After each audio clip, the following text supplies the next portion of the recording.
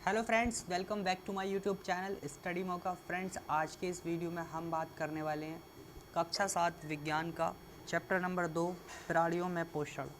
देखिए, ये इस चैप्टर का पार्ट 2 वीडियो रहने वाला है, क्योंकि इससे पिछले पार्ट में हम पढ़ चुके हैं कि सभी सजीवों को पोषण की आवश्यकता क्यों होती है, पोषक तत्व क्या होते हैं और मानव में पाचन किस प्रकार से होता है तथा भोजन का अंतरण किस प्रकार से होता है। हमने सभी चीज़ों के बारे में अच्छे से जाना। आज की इस वीडियो में हम बात करने वाले हैं घास खाने वाले जंतुओं अर्थात शाकाहारी जंतुओं में पाचन की प्रक्रिया किस प्रकार से होती है, किस प्रकार से उनके शरीर में भोजन का पाचन होता है। देखिए, आपने गाय, भैंस तथा घास खाने वाले अर्थात शाकाहारी जंतुओं को देखा होगा, तो हम देखते हैं कि वे उस समय भी लगातार जुगाली करते रहते हैं, अर्थात अपना मुंह चलाते रहते हैं और भोजन ऐसा लगता है कि वो खा रहे हों, परंतु वे भोजन नहीं खा रहे होते हैं, क्योंकि जो शाकाहारी जंतु होते हैं वो पहले घास को जल्दी जल्दी निगल कर आमाशय के एक भाग में इकट्ठा कर लेते हैं। आमाशय का ये भाग जो रूमेन कहलाता है, अर्थात प्रथम आमाशय। रूमिनेंट में जो आमाशय है वो 4 भागों में बटा रहता है। अब जो रूमेन होता है, जिस भाग में ये इकट्ठा करते हैं, रूमेन में भोजन का आंशिक पाचन होता है, जिसे हम जुगाल यानी कड कहते हैं। और फिर बाद में जंतु कड को छोटे छोटे पिंडकों के रूप में पुनः मुख में लाते हैं तथा जिसे वह चबाता रहता है। इस प्रक्रम को रोमंथन तथा ऐसे पशु रोमंथी अथवा रूमिनेंट कहलाते हैं। तो आप एक देखिए शाकाहारी पशु का उदाहरण ले लेते हैं हम।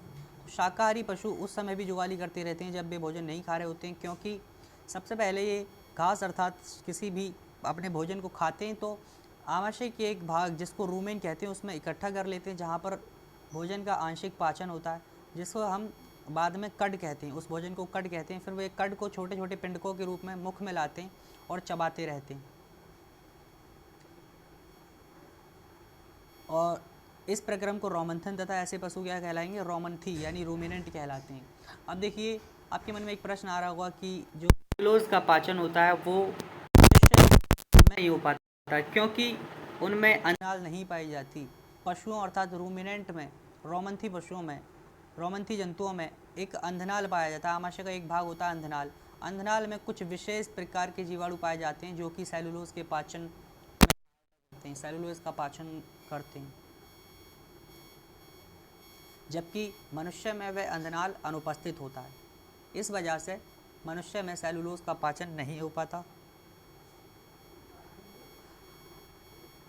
अब हम पढ़ेंगे अमीबा, यानी ऐसे जंतुओं में पोषण, ऐसे जंतुओं में पाचन जिसमें ना तो मुख होता है और ना ही पाचन तंत्र। तो फिर वे अपना भोजन किस प्रकार प्राप्त करते हैं, अपना पोषण किस प्रकार प्राप्त करते हैं, इसका सबसे सही उदाहरण रहेगा अमीबा।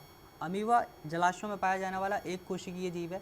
अमीबा की एक कोशिका, अमीबा देखिए जलाशयों में पाया जाने वाला एक कोशिकीय जीव है। आप ये डायग्राम देख सकते हैं, और इसमें एक सघन केंद्रक, कोशिका द्रव्य में रक्तदानियाँ एवं खाद्य कणिका एवं कोशिका झिल्ली उपस्थित है। जो अमीबा होता है उसमें अंगुली के समान प्रवर्ध पाए जाते हैं, जिसको खाद्य कणिका कहते हैं या खाद्य रिक्तिका कहते हैं। देखिए, जब अमीबा के आसपास भोजन आता है तो ये भोजन को खाद्य कणिका में फंसा लेता है, जहाँ पर पाचक की जाती है, अर्थात सरल अणुओं में तोड़ा। इसके बाद पाचन द्वारा जो आपका खाद्य पदार्थ होता है उसको अवशोषित कर लिया जाता है कोशिका द्रव्य के द्वारा। अपाचित भाग है उसको खाद्य रिक्तिका के द्वारा बाहर निकाल दिया जाता है।